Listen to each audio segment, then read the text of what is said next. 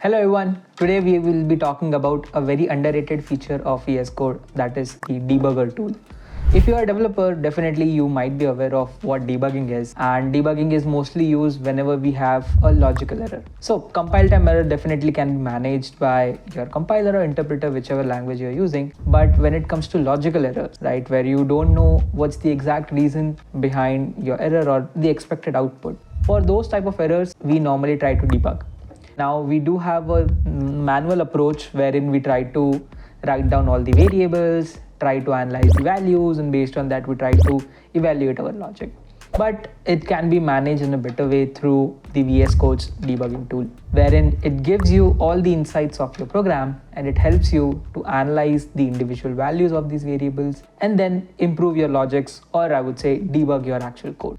Let's see how we can do that. So for this demo, I have written a Python code which is having few functions. It does few operations. Let's understand how exactly it works. So here, as you can see, I have created a main function, and in that main function, I'm calling a factorial function. So here you can see at line number 18, I have created a function which is just to check the factorial. So if I go above, here is that factorial. Now here I'm using the recursive logic wherein I'm going to call the function itself so that I can do that multiple operations. After that, I have written a function which is going to do some list. So a list is going to get passed and it is going to do the sum of the elements which are mentioned. So same, I have added a for loop, and using that I'm just going to iterate over it and add the sum of the individual. At the end, I have also written a for loop which is just for printing whether the number is even or odd. This is just for understanding how we can break it down or how we can debug it. Now, debugging starts with a very fundamental concept of breakpoint. What is breakpoint? So breakpoint is point at where you can pause the execution. So if I have to show an example, let's say I run my code, you can see it will just go ahead and it will run the entire code and I'll get an output. So here you can see I'm getting an output. Or if I hit run and debug as well, it's just going to run and there is no debugging which is happening. It won't automatically debug, right?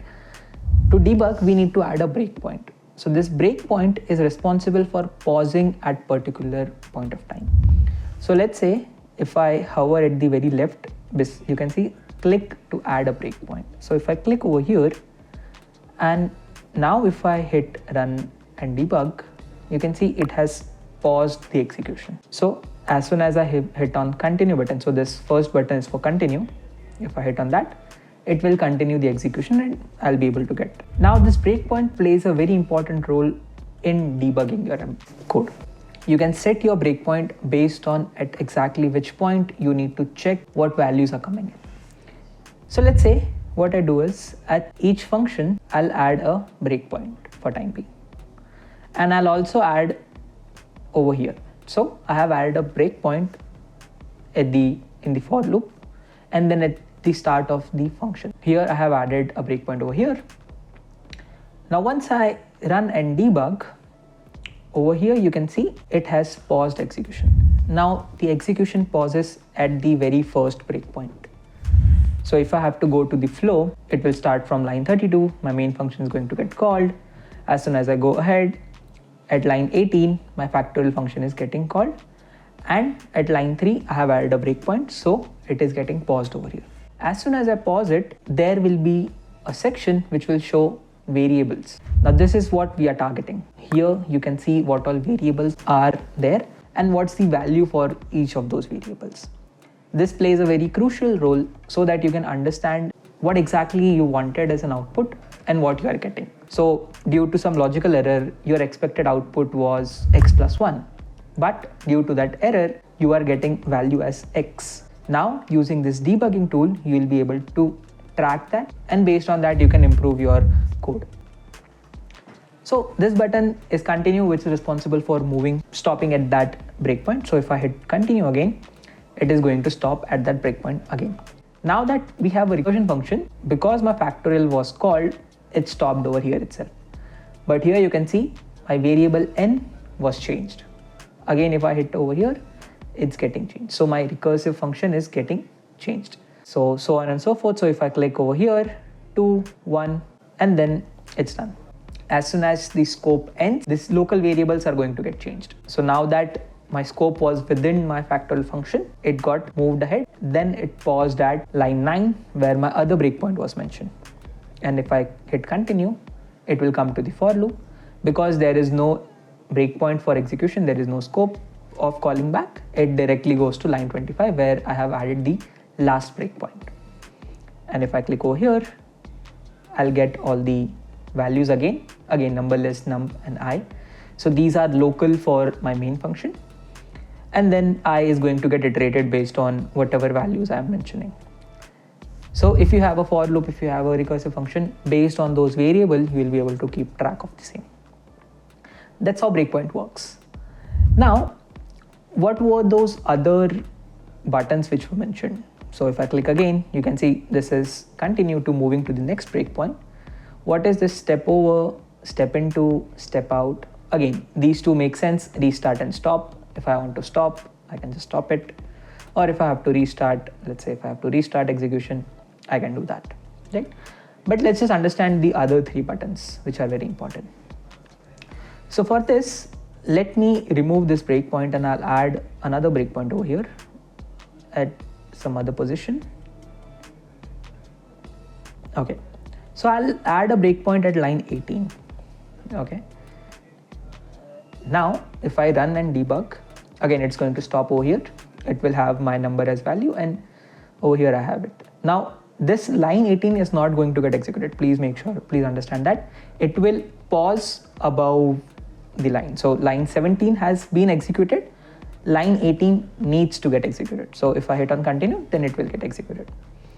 Right? Now, if I click on step over, it is going to execute through that entire scope. So if I click over here, my entire scope has executed. So my entire function has executed. It haven't paused at any point of time.